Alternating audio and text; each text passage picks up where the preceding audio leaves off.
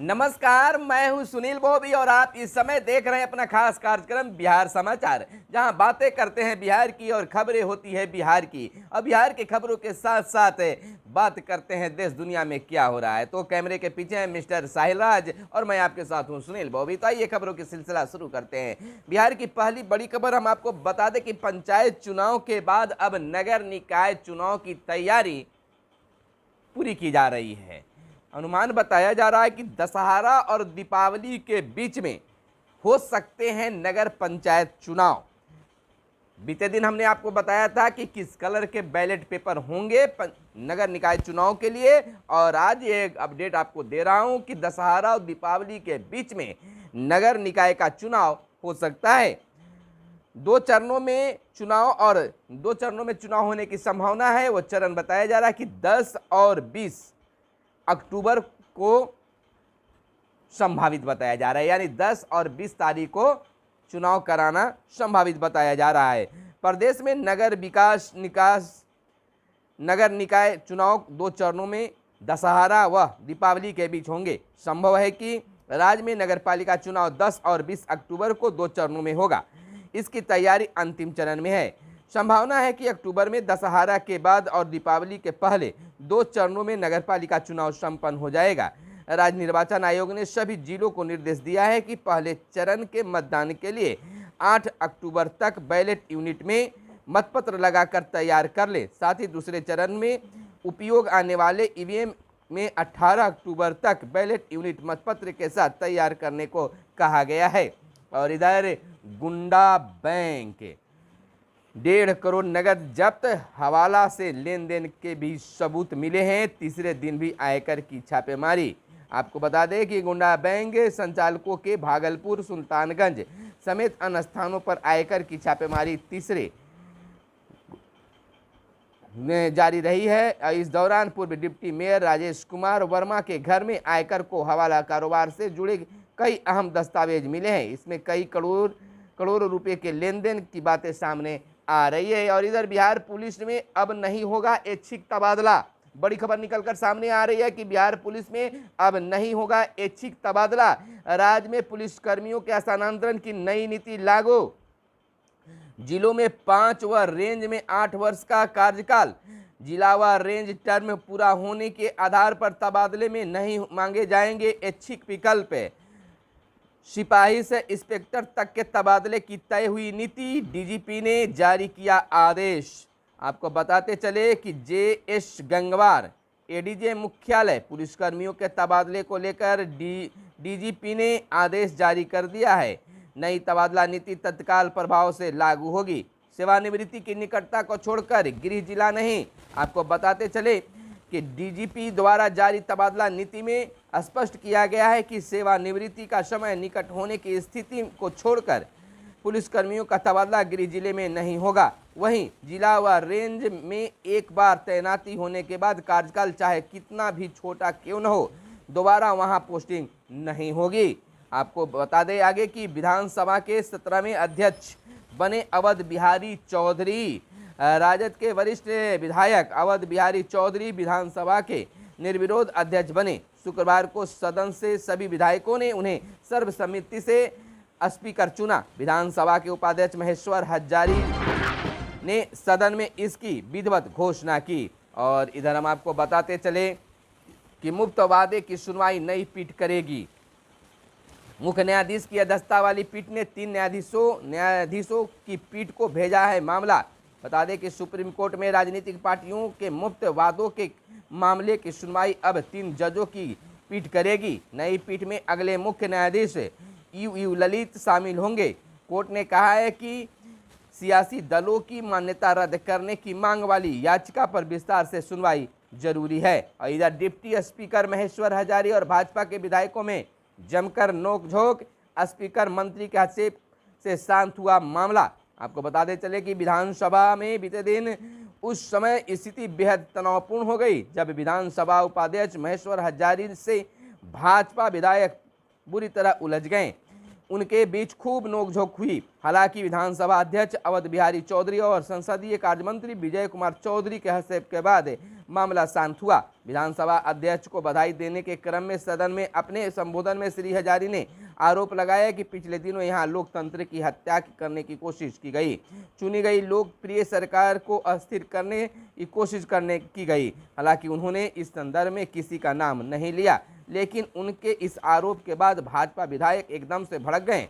अपनी सीटों पर खड़े होकर वे इस आरोप का प्रतिवाद करने लगे। और वहीं कवच की बात कर लें तो भारतीय सेना में स्वार्म ड्रोन शामिल किए गए और सीएम योगी पर लगे भड़काऊ भाषण के आरोप हुए खारिज। इधर गुलाम नबी आज़ाद ने कांग्रेस छोड़ी, नई पार्टी बनाएंगे। इधर आपको बता दें कि केंद्रीय मंत्री वरिष्ठ नेता गुलाम नबी आज़ाद ने बीते दिन कांग्रेस की प्राथमिकता सदस्यता सहित सभी पदों से इस्तीफा दे दिया। पार्टी अध्यक्ष सोनिया गांधी को भेजे 5 पेज के त्यागपत्र में कांग्रेस के साथ लंबे संबंधों का जिक्र करते हुए कहा कि वह भारी मन से इस्तीफा दे रहे हैं। एक निजी चैनल से वार्ता में नई पार्टी बनाने की बात कही। आज़ाद ने कांग्रेस को भारत छोड़ो यात्रा के बजाय कांग्रेस जोड़ो यात्रा निकालने की भी सलाह दी है। पार्टी के असंतुष्ट नेताओं में शामिल आज़ाद ने त्यागपत्र के कारणों का जिक्र करते हुए संगठन चुनाव प्रक्रिया पर भी सवाल उठाए हैं। उन्होंने कहा है कि कांग्रेस की हालत के लिए राहुल गांधी जिम्मेदार हैं। उन्होंने कहा है कि पिछले 8 वर्षों से नेतृत्व ने एक ऐसे व्यक्ति को बढ़ावा दिया जो कभी गंभीर नहीं था। उन्होंने राहुल के अध्यादेश फाड़ने को अपरिपक्वता करार देते हुए उनकी नेतृत्व क्षमता पर भी सवाल उठाए हैं। उन्होंने कहा है कि इस अध्यादेश को लाने का फैसला कांग्रेस कोर ग्रुप ने किया था। इधर राजभवन में रचा जा रहा षड्यंत्र, मुठभेड़ मुंहतोड़ जवाब देंगे, हेमंत सोरेन का यह बयान आया है। कर्ज में डूबे एक ही परिवार के 6 लोग मृत मिले और ट्विन टावर के घर खरीदारी को पूरा पैसा वापस मिलेगा। और इधर सीएम योगी पर भड़काऊ भाषण के आरोप खारिज हुए हैं। इधर आपको दाखिल खारिज से जुड़ी एक खबर निकलकर सामने आ रही है। आपको बता दें कि आपत्ति वाले मामले का होगा अलग निपटारा। राजस्व एवं भूमि सुधार विभाग ने सभी जिलों और अंचलों को भेजे कई दिशा निर्देश। 60% मामलों का निर्धारित समय सीमा 35 दिन को निपटारा नहीं हो पाता है तो अब आपत्ति और गैर आपत्ति वाले मामलों की बनेगी अब अलग सूची। रोजाना आते हैं हजारों मामले, इसलिए नई व्यवस्था लागू करने की बात हो रही है। जमीन के दाखिल खारिज में तेजी लाने के लिए राजस्व एवं भूमि सुधार विभाग ने व्यवस्था में बदलाव किया है। अब आपत्ति और गैर आपत्ति मामलों का निपटारा अलग अलग होगा। इसके लिए मामले की अलग अलग सूची बनाई जाएगी। इस बाबत विभाग ने सभी जिलों और अंचलों की दिशा निर्देश भी जारी किया है। और पूर्व बने विधान परिषद के उपसभापति लंबा अनुभव रखने वाले समाजवाद की है मिसाल। और राजद के विधान पार्षद रामचंद्र पूर्वे विधान परिषद के उपसभापति के तौर पर निर्विरोध निर्वाचित हो गए। बीते दिन विधान परिषद में सभापति देवेश चंद्र ठाकुर ने इसकी औपचारिक घोषणा की। औपचारिक घोषणा के साथ ही रामचंद्र पूर्वे मंत्रियों की बैठने वाली सीट पर आकर बैठे। उनके निर्वाचन पर सभी दलीय नेताओं ने उनका स्वागत और अभिनंदन भी किया। इधर जन कल्याण के लिए हो सदन का उपयोग विधान परिषद को अनिश्चितकालीन तक स्थगित करने के पहले सभापति देवेश चंद्र ठाकुर ने कहा कि 2 दिवसीय यह विशेष बैठक कई दृष्टिकोण से यादगार रहेगी। आप सब लोगों ने मुझ पर विश्वास कर आसन की जिम्मेदारी सौंपी है और सभापति के कर्तव्यों का निर्वहन में यथावांछित सहयोग करने का आश्वासन भी दिया है। इधर संवैधानिक दायित्वों का निर्वहन करने की भी बातें सामने आई और उम्मीद है सारे सदस्यों पर ध्यान देंगे स्पीकर सीएम ने कहा है। आपको बता दें कि मुख्यमंत्री नीतीश कुमार ने कहा है कि अवध बिहारी चौधरी के विधानसभा अध्यक्ष बनने पर मैं उनका स्वागत और अभिनंदन करता हूं। कहा कि आपका अनुभव बहुत पुराना है, पहली बार जब हम विधायक बने थे तब भी आप सदन में थे। सीएम ने कहा कि मंत्री के रूप में भी आप काम कर चुके हैं, अब आपको अवसर मिला है विधानसभा अध्यक्ष के रूप में काम करने का। मुझे उम्मीद है कि पक्ष और विपक्ष सारे सदस्यों पर आप ध्यान देंगे। उम्मीद करता हूं कि सदन को ठीक ढंग से चलाएंगे। सर्वसम्मति से आपको अध्यक्ष निर्वाचित किया गया है, हमेशा सभी आपका सम्मान करेंगे।